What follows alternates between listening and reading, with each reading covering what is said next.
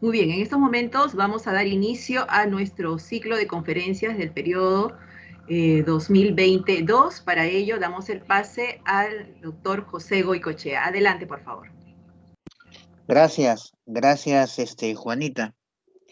Hay una frase conocida, ¿no? Que es barajar y dar de nuevo. Vamos a comenzar en esta oportunidad el ciclo de conferencias 2022 de la Universidad Femenina del Sagrado Corazón, y por encargo del señor decano darle la bienvenida a todos y a todas las personas que están presentes. En esta oportunidad, la apertura ha sido encomendada al Instituto de la Familia, instituto que está a cargo de la doctora Olga María Castro, y el tema a tratar es el modelo social de la Convención de los Derechos de las Personas con Discapacidad y una implementación de la legislación peruana a partir del decreto legislativo 1384. Estará a cargo de la doctora Rosalía Mejía Rosasco, y para dar paso al inicio de la conferencia voy a dejar en el uso de la palabra a la doctora Gisela Vidal Cabeza para que pueda presentar a la expositora. Muchas gracias, doctor José Goicoechea. Muy buenas tardes, tengan todos ustedes. El Instituto de la Familia les da la más cordial bienvenida al presente webinar. Como bien lo mencionó el doctor Goicoechea, el día de hoy contamos con una invitada muy querida por la Facultad de Derecho. Ella es la doctora Rosalía Mejía Rosasco. La doctora Mejía es abogada, notaria de Lima, doctora en Derecho por la Universidad de San Martín de Porres y presidenta de la Comisión de Derechos Humanos de la Comisión de Asuntos Americanos del Notariado. Asimismo, es autora de los libros titulados Estipulaciones de autotutela para la propia incapacidad, la penúltima voluntad, El notario como garante del proyecto de vida de la persona, la implementación de la Convención de las Personas con Discapacidad en la función notarial, y también ha publicado diversos artículos en revistas de derecho en el ámbito nacional e internacional. Asimismo, quería manifestarles que al final de la conferencia vamos a dar un espacio de unos minutos para que todas las personas que se encuentren presentes y conectadas en este webinar puedan formular sus preguntas respectivas a la expositora. Y para ello les pedimos, por favor, que levanten la manito y también puedan activar su micro para que lo puedan decir de manera verbal o, en todo caso, escribir sus preguntas por el chat. Dicho esto, damos la bienvenida a la doctora Rosalía Mejía para que dicte su conferencia titulada El modelo social de la Convención de los Derechos de las Personas con Discapacidad, implementación en la legislación peruana a partir del decreto legislativo 1384. Bienvenida, doctora. Gracias. En primer lugar, mi agradecimiento a los presentantes, al doctor Goicoechea y a Gisela Vidal, con quien efectivamente nos conocemos hace muchos años.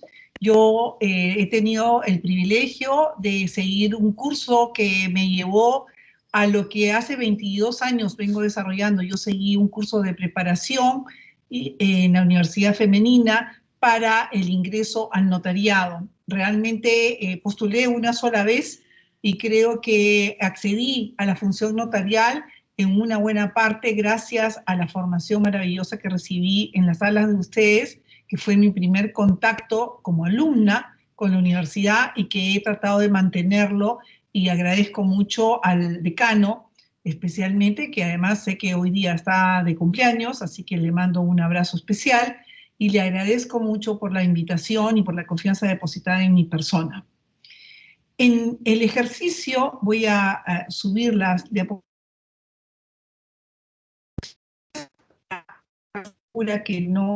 que ustedes las pueden tener. Uy, justo se ha presentado un problema acá. A ver, vamos, acá están. Perdón un segundito. A ver si puedo subir las diapositivas. Se ven ya las diapositivas, le confirmo que sí. Ahí está, ahí está. ¿Las están viendo las diapositivas? Sí, perfectamente. Ya, perfecto. Ya, muy bien, gracias. Bueno, quiero comenzar contándoles una anécdota. En el ejercicio de mi función notarial he aprendido mucho y me he ido capacitando día a día con la experiencia de las personas que acuden a mi despacho y me presentan diferentes realidades de familia. Y este caso que me vino a la memoria cuando estaba preparando estas diapositivas, creo que ilustra bastante como para motivar el porqué del cambio en el Código Civil en materia de capacidad jurídica. Me visitó una pareja que los dos eran peruanos y habían estado viviendo fuera del país durante cerca de 20 y tantos años. Resulta ser que esta pareja regresaba al Perú luego de que él había desempeñado cargos muy importantes en organismos internacionales que incluso pertenecen a las Naciones Unidas, en donde él había ocupado cargos que había ido ascendiendo. Me comentan de que han decidido venir a pasar su vejez en el Perú y que quieren ordenar todos sus documentos y querían hacer un testamento. Me dicen que el tema para ellos es muy fácil porque tienen un solo hijo, del cual me contaron que era un dechado de virtudes desde que nació, había traído muchas alegrías a esta familia y hoy día ya era un adulto que se desempeñaba por su cuenta, un profesional exitoso que vivía en Nueva York, que trabajaba en la bolsa y según lo que ellos me decían, le ha ido mejor que a nosotros, incluso económicamente. Pero le vamos a dejar todo a él, es nuestro único hijo. Y así hicieron el testamento. Unos años después tuve la noticia de que este hijo había muerto en un accidente. Increíble, había tenido un accidente en Nueva York, no se le abrió el parapente y el muchacho falleció. Entonces los padres vinieron a buscarme y yo pensé que era para cambiar el testamento por la muerte del hijo. Y efectivamente, no me equivoqué, pero ahí vino la sorpresa. Me dijeron, doctora, bien, venimos a pedirle disculpas. Nosotros le hemos mentido porque le dijimos que teníamos un solo hijo, pero en realidad tenemos 2 hijos. Me sorprendí. Me comentaron que en circunstancias en que todavía eran muy jóvenes y vivían en el Perú, ella había tenido su segunda hija, que había sido una niña, y esa niña nació con un problema de hidrocefalia muy, muy marcado, que le dijeron de que incluso no iba a vivir más de 6 meses porque su problema no es que se desarrollara el cerebro y pensaban que ni siquiera las funciones vitales las iba a poder desarrollar. Bajo esa circunstancia, con este impacto de la noticia, que porque no habían tenido ningún aviso previo de los problemas que presentaba en su formación el embrión, ellos tenían que partir a su primer puesto en el extranjero y decidieron no llevarse a la niña. Decidieron no llevarla porque pensaron que era una tremenda carga para ellos, que ya tenían bastante con irse al extranjero con un niño y tratar de adaptarse en una nueva sociedad y en un nuevo cargo en esta carrera que él recién comenzaba. Entonces, buscaron a los parientes más pobres de toda su familia que vivían en el interior del país, en un pueblo, y le entregaron a esta niña con la esperanza de que pudieran cuidarla, que pudieran darle cariño, y le ofrecieron comprar una casa modesta a esta familia que lo valoró tremendamente y supuestamente el encargo era de 6 meses. Resulta ser que esta familia era una familia numerosa, donde habían muchos niños y donde además estos niños al crecer se habían convertido en adultos, se habían casado. El tema es que siempre habían entrado niños a esta casa y toda la familia había crecido con la presencia de esta niña con discapacidad que seguía viva y todos la querían, le daban mucho cariño, le prestaban atención, jugaban con ella y la edad mental de la niña, según los especialistas, tenía solamente 6 meses. Los padres habían continuado con su carrera en el extranjero, la familia y los amigos que vivían en Lima pensaban que la niña había muerto y prácticamente la tenían a la niña escondida con esta familia. Cuando fallece el hijo exitoso al que les había dado tantas alegrías, los padres recién recuerdan a esta niña que en silencio la madre la iba a visitar y esa niña tenía 38 años. Entonces ese pronóstico de que iba a vivir 6 meses no se había cumplido. La atención de la salud que había recibido la niña era mínima, mínima, de acuerdo con las posibilidades que le podía dar la familia que la había acogido. Y esa niña, efectivamente, su edad mental ya en estas circunstancias en que había muerto su hermano, los padres recién le prestan atención a la niña y descubren que efectivamente tenía 6 meses de edad, esa era su edad mental. Y sin embargo, la madre llorosa me vuelve a visitar y me dice, pero yo veo con ella, todos dan cariño y ella los reconoce, se comunica con ellos, los abraza, se deja besar, se deja abrazar y a mí me ve como una extraña. Y la señora, para lograr comunicarse con su hija, porque si bien no hablaba, podía transmitir sus emociones de alegría, de entusiasmo y además de lástima, también de pena cuando se iban las personas que venían a visitarla, que la trataban con tanto cariño. Ella tuvo que seguir los lineamientos de psicólogas que finalmente concluyeron y le dijeron que tenía que relacionarse con su hija, aunque físicamente había desarrollado, como podía ser una persona de 38 años, cualquiera, ella tenía que comunicarse con esta persona tal y cual si tuviera ella 6 meses de edad, llevándole juguetes y comunicándose con ella con mucho cariño y ganarse la confianza de ella. Esa experiencia es una de las que quería compartir con ustedes, pero es una de muchas que yo he tenido a lo largo de mi carrera y que me llevaban a pensar en que no era justo este sistema de enfoque de la discapacidad o como antes se llamaba la incapacidad. Muy bien, quiero pasar las diapositivas, pero no estoy pudiendo hacerlo. No sé si me pueden dar indicaciones para pasar la diapositiva. Ahí está. Bien, la discapacidad en la historia.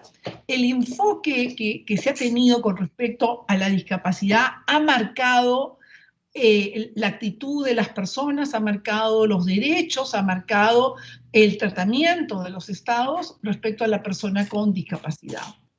La persona con discapacidad se ha tenido que ganar primero el derecho a existir, luego el derecho a subsistir, porque para subsistir todo ser humano necesita de una atención adecuada.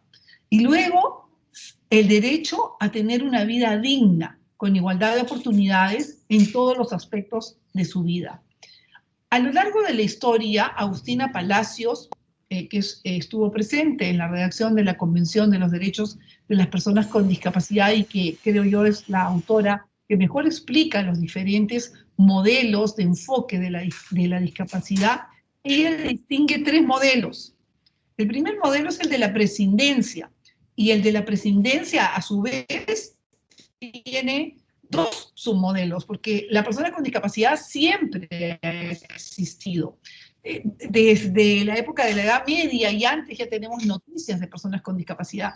Y ahí estaba vigente el modelo prescindencia, pero lamentablemente estos modelos no se suceden en el tiempo y quedan anulados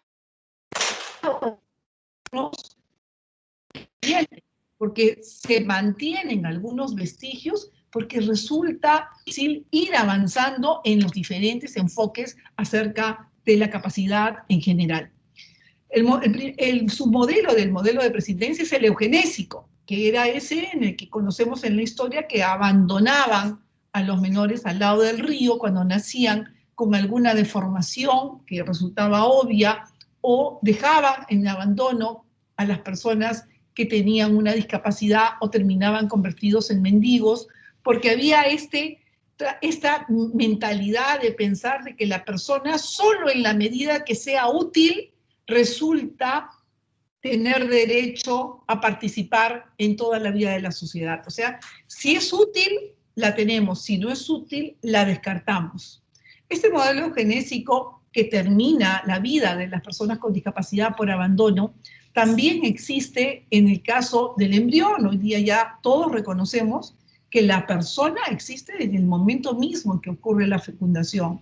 Y entonces, en aquellas legislaciones, lamentablemente la española permite, hasta muy avanzado el embarazo, de que cuando la madre toma conocimiento de que está gestando un niño que viene con alguna discapacidad, puede eliminar el feto. Entonces, esos abortos supuestamente permitidos con razones de discapacidad son una muestra de que subsiste en cierta forma este modelo eugenésico.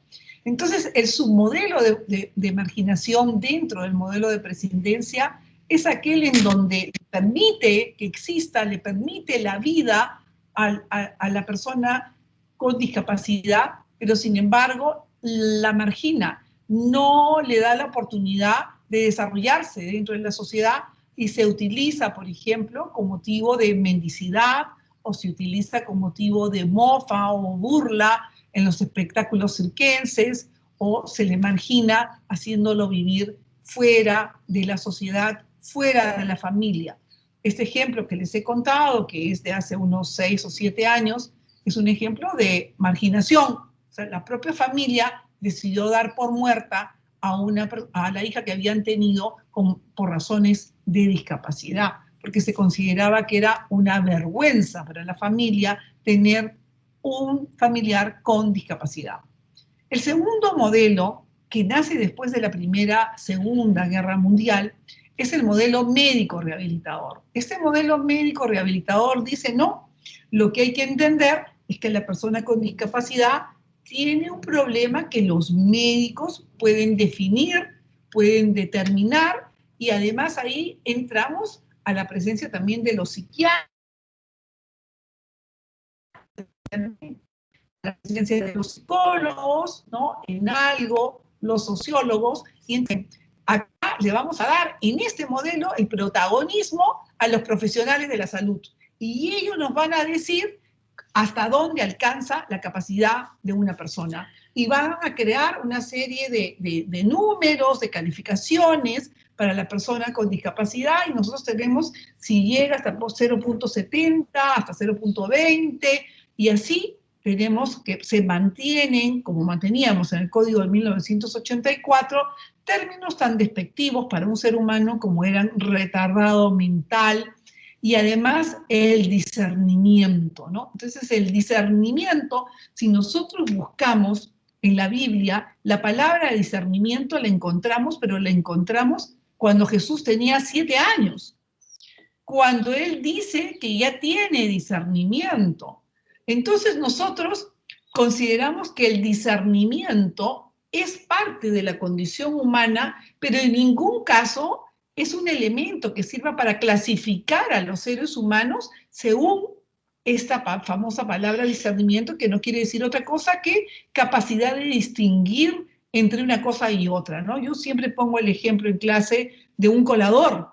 Para los que conocemos algo de repostería, el discernimiento es cernir la harina en repostería, que es que pase la harina a través del colador y que se quede cualquier piedrita o cualquier otra cosa que no sea la harina propiamente dicha. El discernimiento es diferente en cada una de las personas y eso no significa que unas sean mejores que otras, y tampoco que bajo el modelo del proteccionismo, que en realidad busca que anular a la persona, nosotros vamos a entender de que esa persona, según por el criterio del médico, según lo determinado por el psiquiatra, esa persona queda marginada. Entonces, hoy día, y los invito para que revisen su Código Civil, no tiene el libro de las personas la palabra discernimiento.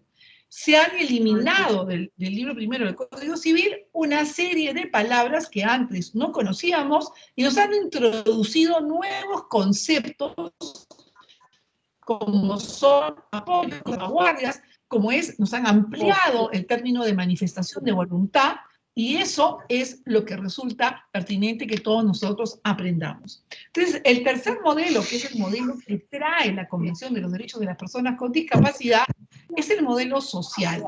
¿En qué consiste el modelo social? El artículo 1 de los derechos humanos, y conviene recordarlo, dice que todos nacen libres e iguales en dignidad y derechos.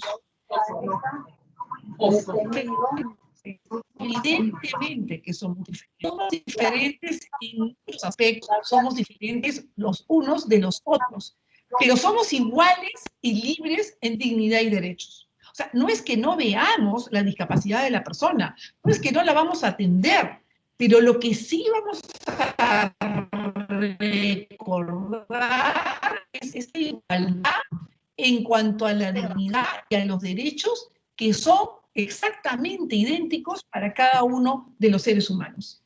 Entonces, invención que es del año 1948, y lo coloco para que se den cuenta la cantidad de años que nosotros sabemos de la existencia de esta declaración y parece que no le prestáramos la suficiente atención. Nos dicen, dotados como están en razón y conciencia. No dice con un determinado grado de razón y de conciencia, sino que somos iguales en dignidad y derechos, sea cual fuera la capacidad de razonar que tengamos o la conciencia que tengamos con nuestro entorno. Entonces, uno de los miembros que participó en la redacción de la Convención de los Derechos de las Personas con Discapacidad, Hernán Santa Cruz, de Chile, dijo lo siguiente, y ha quedado así registrado. Dice, percibí con claridad que estaba participando en un evento histórico verdaderamente significativo, donde se había alcanzado, y esa es la parte importante, un consenso con respecto al valor supremo de la persona humana. Un valor que no se originó en la decisión de un poder temporal, sino en el mismo hecho de existir. De vivir sin privaciones ni opresión y a desarrollar completamente la propia personalidad. De estas palabras se deriva lo que prevalece en toda la convención al reconocerle los derechos a las personas con discapacidad en igualdad de condiciones, que es la autonomía. Cada ser humano tiene una realidad diferente y mira la realidad de una manera diferente y decide para sí mismo también de una manera diferente. Y eso es lo que genera la autonomía. La autonomía no está en que yo pueda necesariamente caminar para poder asistir al cine. La autonomía está en que yo deseo asistir al cine. O sea, es mi deseo expresado. Entonces, la autonomía también la tiene la persona que está en estado de coma. Les llamará la atención. Ese es otro término que se ha introducido en el Código Civil. La persona en estado de coma se le reconoce su derecho. No puede hablar, me van a decir ustedes, si está en estado de coma, pero expresamente a través de la designación del apoyo, o la puede haber manifestado a través de sus actos, y entonces será obligación de quien tenga que decidir por él porque no puede manifestar voluntad, respetar esa autonomía, esa manifestación de voluntad previa, esa trayectoria de vida previa que nos lleva a reconstruir su voluntad. Entonces, ¿en qué consiste este modelo social? Que en lugar de fijarnos en la persona, de buscar un médico que trate de rehabilitarla, que trate de acomodarla a ese modelo que nosotros aceptamos como el modelo adecuado para el reconocimiento de su capacidad jurídica, lo que nos dice es, no miren a la persona. Si la persona es igual en sus derechos y en su dignidad, entonces el modelo social lo que nos dice es el enfoque debe de estar sustentado en los obstáculos que presentamos nosotros en la sociedad, que son no solamente obstáculos de barreras físicas como los que encontramos en los parques, en donde tenemos que hacer una rampa para que pueda una persona con silla de ruedas o con bastón subir con mayor facilidad.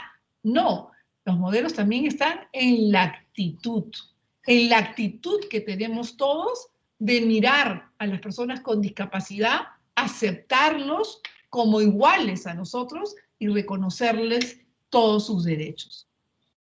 La definición de la persona con discapacidad según la Convención y que es la que recoge la Ley 29973, que es la Ley de los Derechos de las Personas con Discapacidad, previa a la modificación del 384, porque es del año 2012, dice, las personas con discapacidad incluyen, y esa palabra, ¿por qué la he tratado? Porque no dice son, dice la Convención. Nuestra legislación sí dice son las personas, son aquellas que tienen deficiencias físicas, mentales, intelectuales o sensoriales. Cuando dice incluyen, es porque puedo incluir otro tipo de discapacidad, que hoy día de repente no la conozco, no está clasificada, pero dice incluye, quiere decir que pueden haber otras más. Y esto quiero dejarlo sentado. Y me dice que tienen estas deficiencias que son a largo plazo, o sea, no es que yo normalmente camino, pero me he roto la pierna y esta vez tengo que andar con muletas, y entonces soy una persona con discapacidad porque tengo una deficiencia para andar. Esto es a largo plazo. Pero a largo plazo, esta deficiencia mía,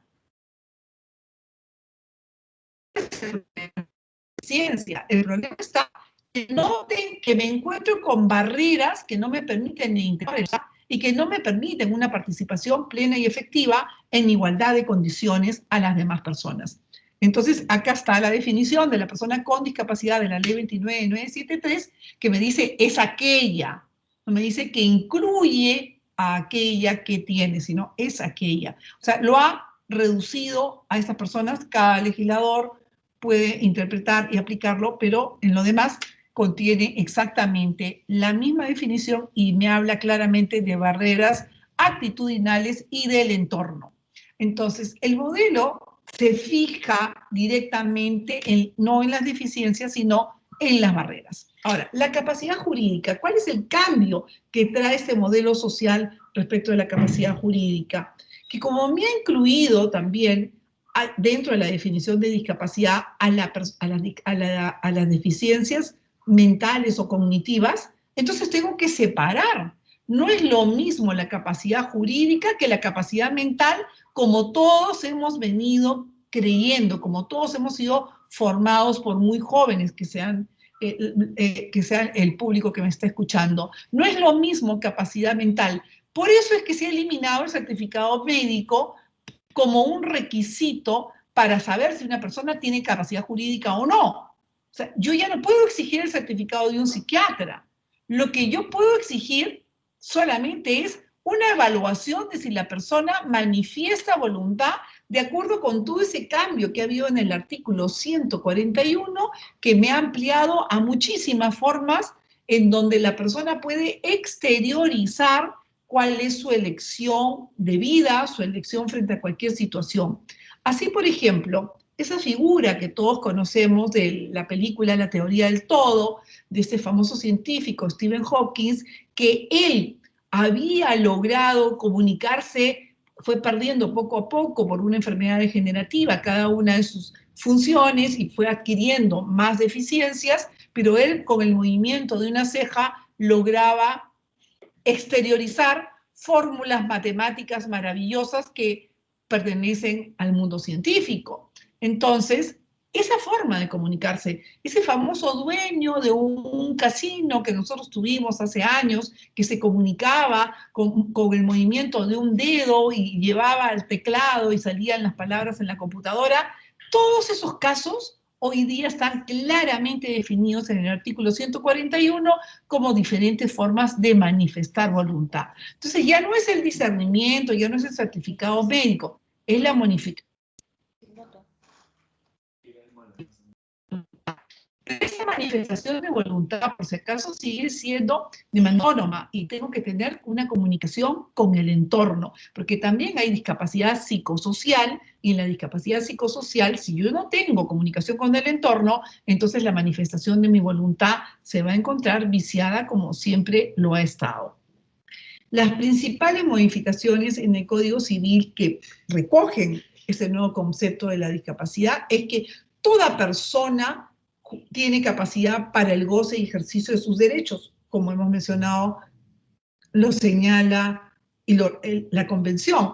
Pero además me dice, por si me quedara alguna duda, porque claro, ya no define el código la persona con discapacidad porque está definido en la ley y en la Convención. Acuérdense que la Convención aprobada por el Estado resulta de aplicación inmediata en el país, ¿no es cierto? Ahora bien, me dice el artículo 3 de manera expresa, las personas con discapacidad tienen capacidad de ejercicio, porque antes dividíamos capacidad de goce, capacidad de ejercicio, ya no hay más esa distinción, dice, tienen capacidad de ejercicio en igualdad de condiciones en todos los aspectos de su vida.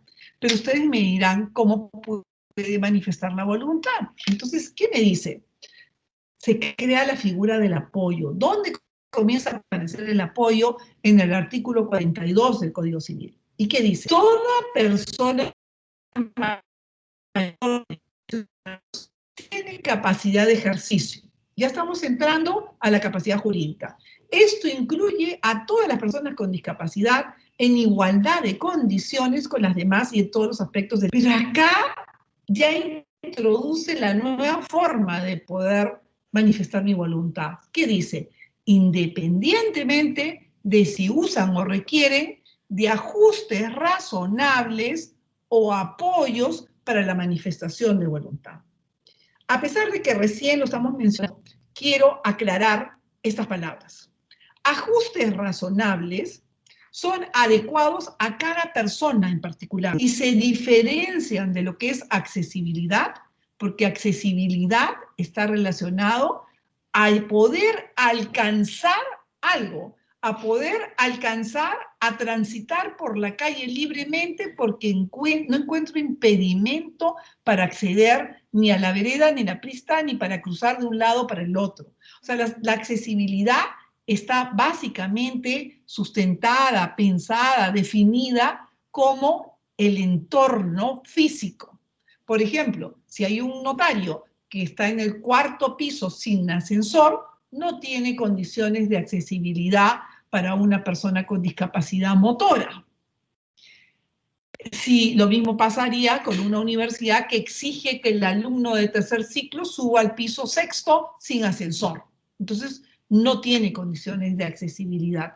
De eso se encargan las municipalidades, de eso se encargan otras entidades, y les digo sinceramente que en mi recorrido dictando conferencias nos hemos dado con grandes sorpresas en donde se han organizado eventos y habían accesibilidad hasta lobby, por ejemplo, en un evento, pero dentro del salón de conferencia y sobre todo para acudir al baño no había posibilidades porque no había accesibilidad. Pero los ajustes razonables son aquellas medidas especiales que la persona puede requerir, esa persona con discapacidad, por las condiciones de su discapacidad y para poder manifestar su voluntad. Estos ajustes razonables pueden ser, en principio, hay que prestarlos, pero como no son generales, podrían ser para un caso tan particular y podrían ser tan onerosos que los ajustes razonables sí tengo que verificar si son idóneos para la manifestación de voluntad, si son, además de idóneos, necesarios, porque no hay otra forma de acceder a ello, ¿no? Y además, si son muy onerosos. Y si resultan muy onerosos y además la autoridad que presta este servicio no lo va a volver a usar, entonces, y es tremendamente oneroso, el ajuste razonable podría justificarse y denegar el ajuste razonable. Lo que no puedo es evitar la accesibilidad.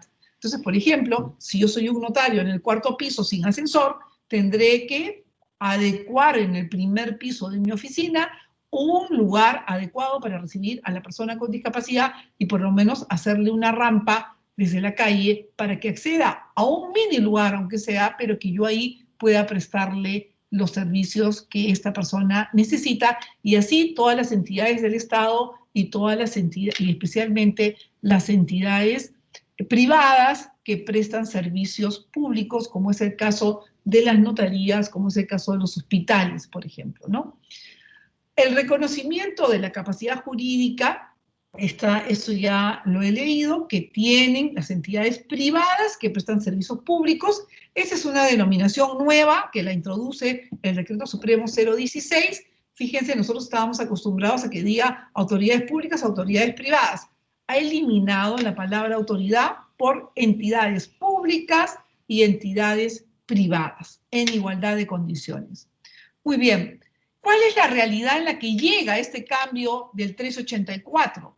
la realidad llega en donde nos encontramos personas con discapacidad que no han sido interdictadas. Estas personas pueden designar apoyos ante el juez o ante el notario, o pueden actuar sin necesidad del apoyo, porque la persona con discapacidad se le reconoce la capacidad jurídica y si puede manifestar voluntad y decide que no necesita apoyos, no puede decidir no contar con apoyos y nadie puede obligarle a contar con apoyos. Si tiene, por ejemplo, una discapacidad mental y que lo obliga a hablar reiteradamente y habla de manera muy pausada y muy lenta, pues tendremos que prestarle toda la atención del caso, pero esa persona no puedo exigirle que venga acompañada o que designe previamente un apoyo. La persona, en segundo lugar, tenemos personas con discapacidad que sí fueron declarados interdictos por el sistema anterior y que tienen un curador nombrado. En esos casos, la persona con discapacidad tiene que acudir al juez para solicitar la restitución de su capacidad jurídica. No es suficiente con la promulgación de la norma. Y en esos casos, la persona con discapacidad podrá decirle al juez si quiere o no quiere, si necesita o no de un apoyo en la medida que manifieste voluntad, y entonces el juez tiene que restituirle la capacidad jurídica y designará el apoyo solo en la medida que la propia persona así lo solicite. Los procesos tienen que adecuarse a estas nuevas, y aquellos que habían designado un apoyo, un curador a futuro, en base a la ley 29.633, estas personas tienen que adecuar esta designación de curador a futuro, porque se habían anticipado a su propia incapacidad bajo los términos del Código Civil vigente en ese momento.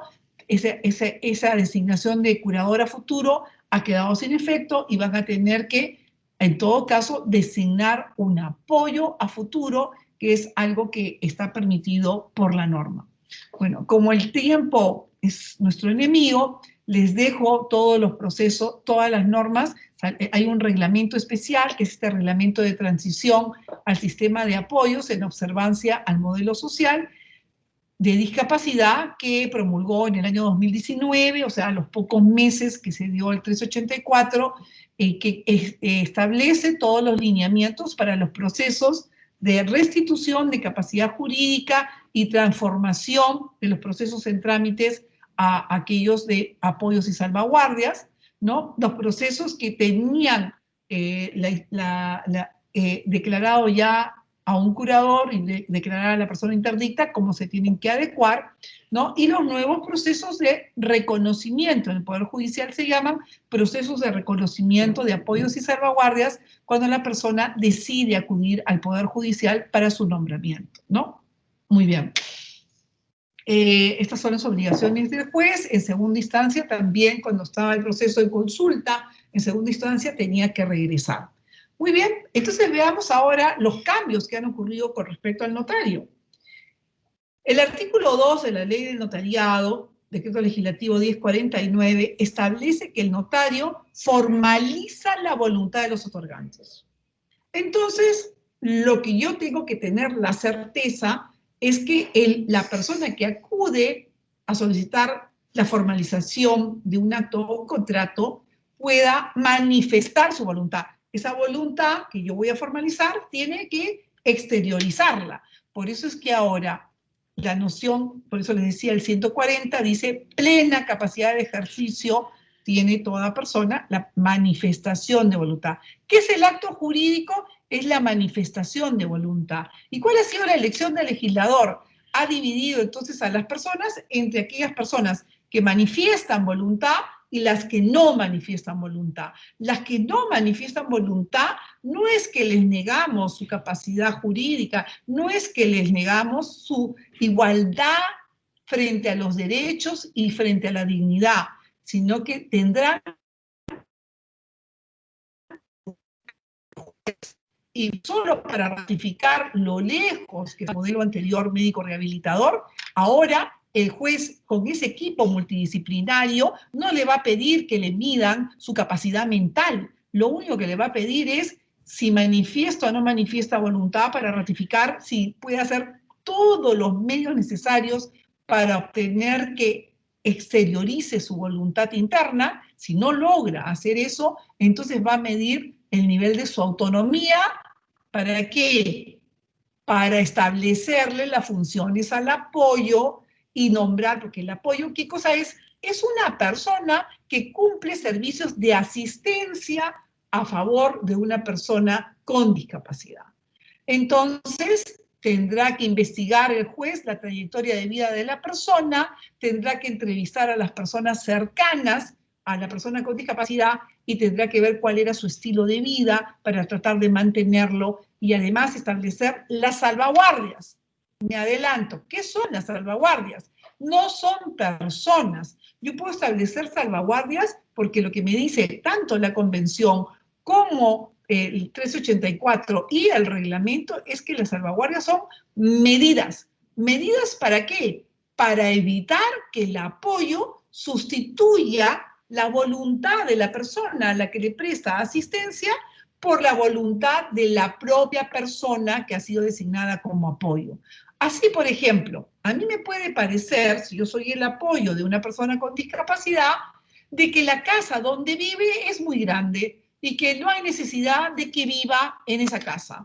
Pero si esa persona con discapacidad, al designarme como apoyo, o en la trayectoria de su vida siempre manifestó, de esta casa a mí me sacan por los pies por delante, que es una expresión muy común que tienen algunas personas para dar a entender que quieren vivir hasta el último de sus días en este inmueble, entonces la persona del apoyo no puede hacer algo diferente.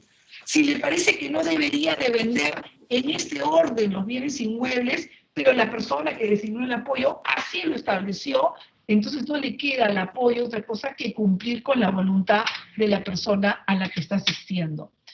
Y el artículo 141 me amplía todas las formas de manifestar voluntad y me dice que es expresa, antes nos acostumbrábamos a que fuera oral o escrita básicamente, pero ahora me amplía, me dice cualquier medio directo, manual, mecánico, digital, electrónico, la lengua de señas o cualquier medio alternativo de comunicación. Cualquiera, hay veces que llegan con una tablet y en esa tablet hay un programa que les permite comunicarse. Y me dicen,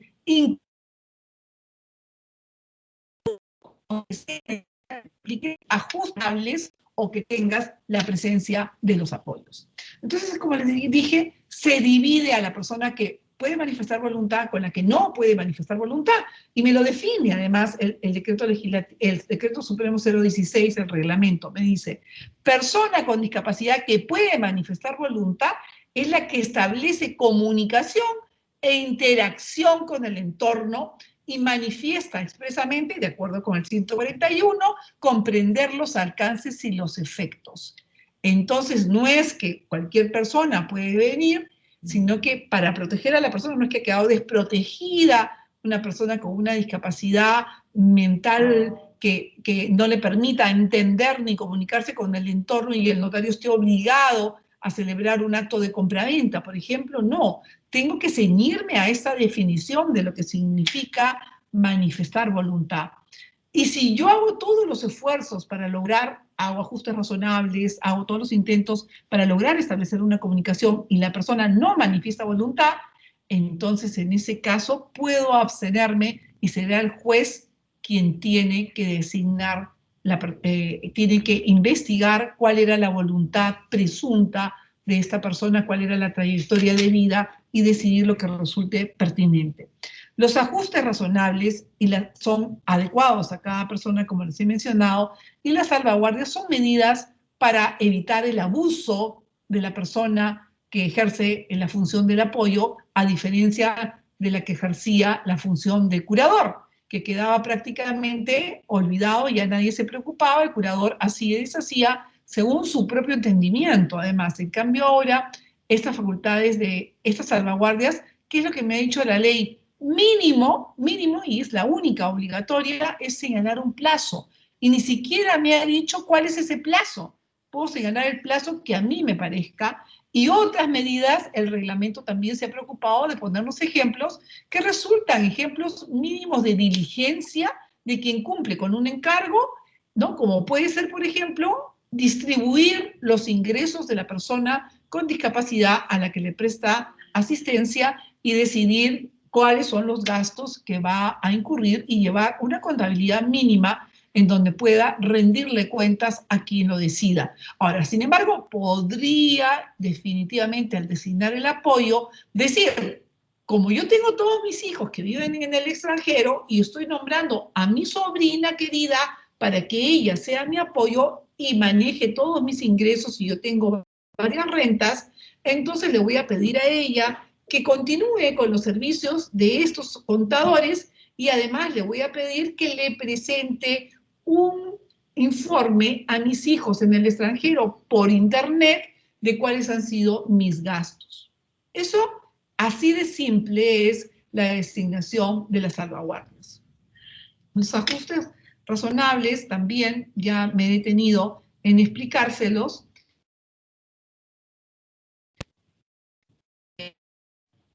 Las medidas de accesibilidad también son reglas del entorno, como les había explicado, y los apoyos son para facilitar el ejercicio de los derechos.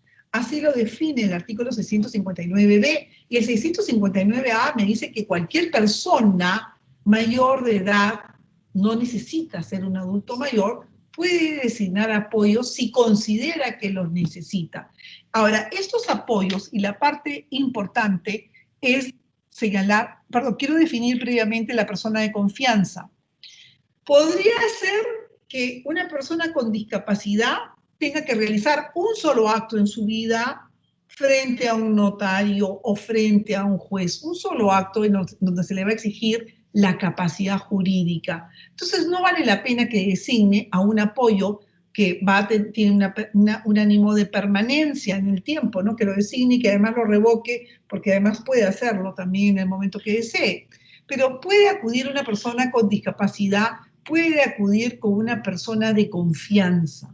Esta persona de confianza la lleva la propia persona con discapacidad, no es un apoyo designado, si tiene apoyo ya no la puede llevar a la persona de confianza, y esta persona de confianza le va a permitir a la persona con discapacidad facilitarle la comunicación porque de repente su lenguaje es un lenguaje difícil, no fluido, o su entendimiento para recibir las comunicaciones que le puedan dar las autoridades también es un entendimiento un poco lento y le tiene confianza a esta persona y entonces esta persona puede participar en el acto jurídico, en la celebración del contrato, no es abogado, no es necesariamente un familiar, es la persona elegida por la persona con discapacidad para facilitar la comunicación durante la realización de un acto que produzca efectos jurídicos. La persona en estado de coma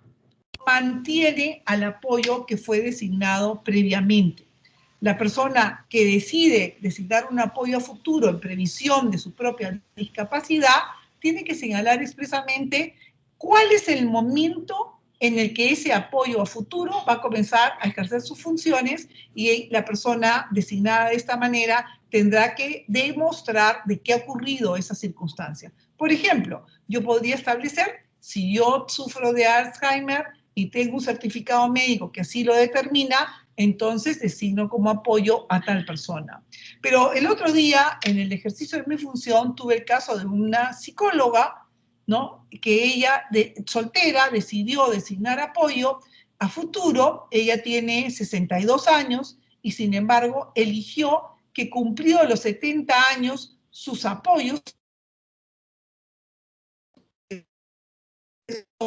y repartió las funciones a cada uno y ella decidió que a los 70 años había llegado el momento de que ella contara con estos apoyos. Esa fue su decisión. O sea, el calendario nos iba a decir en qué momento tenía que actuar. Con respecto a las facultades de representación, voy a resumirlos muy brevemente. El apoyo en principio no tiene facultades de representación, pero si decido darle facultades de representación, esas facultades de representación no son idénticas a las de un apoderado, porque el apoderado y el apoyo siempre van a actuar de acuerdo con las facultades, los alcances que les hayan determinado. en eso están iguales, pero en lo que ocurre, la gran diferencia es que la persona que recibe un poder actúa de acuerdo con su libre albedrío sin pensar si le gustaría más o menos o la trayectoria de vida de la persona a la que está representando. En cambio, el apoyo con representación nunca se desprende de esta obligación de respetar la voluntad previa de la persona que lo designó en apoyo. Por ejemplo, en el caso del orden de la venta de valores, por ejemplo, en el caso de los actos de disposición, la forma exacta en la que quiere que los realice, el apoyo con representación va incluso a responder cuando haga uso de esta representación, y a pesar de que no le hayan dicho expresamente al designarlo el alcance del ejercicio de ese poder, si no conoce o no respeta la voluntad que hubiera expresado los gustos, las preferencias de la persona anterior. Cuando designo el apoyo, tengo que establecer la forma, la identidad de la persona que va a cumplir con el encargo, el alcance o facultades, la duración, que ese es uno de los requisitos indispensables, el número de apoyos, pueden ser sucesivos, pueden ser conjuntos, puedo dividir las funciones que quiero que cumplan y las salvaguardias, ¿no? La actuación del apoyo. El apoyo facilita la comunicación de la persona. Entonces quiere decir que cuando vengan a una notaría o ante cualquier entidad pública puede estar presente la persona y su apoyo. O sea, esa diferencia también con respecto del apoderado, si se presenta el apoderado y el titular del derecho, nosotros le decimos, bueno, ¿quién va a actuar? ¿Uno o el otro? Pero en cambio, cuando se trata de la persona con discapacidad que cuenta con apoyo, va a actuar preferentemente la persona que es el titular del derecho, pero también va a participar la persona del apoyo, si así lo decide la persona con discapacidad, y aún estando presentes, podría firmar los documentos la persona del apoyo.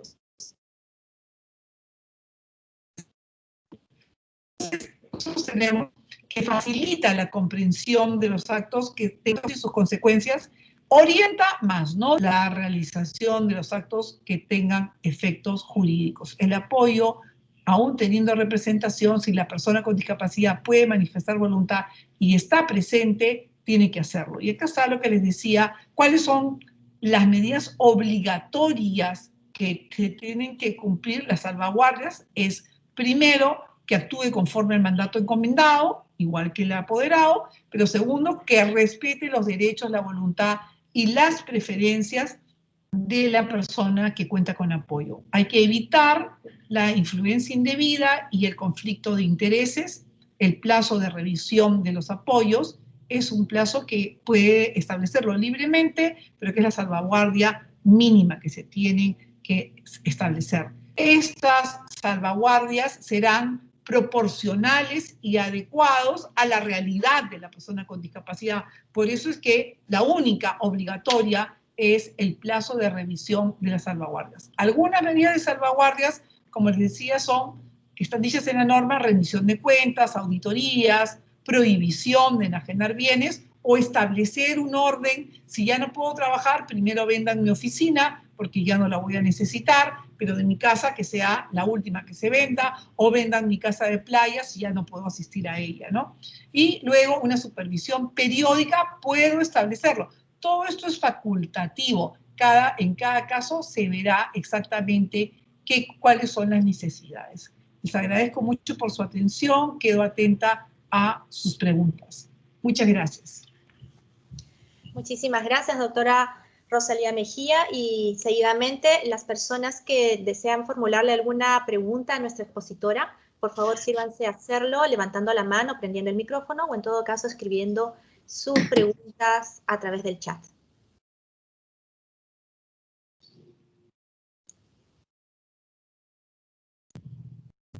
Parece que todo quedó claro, doctora.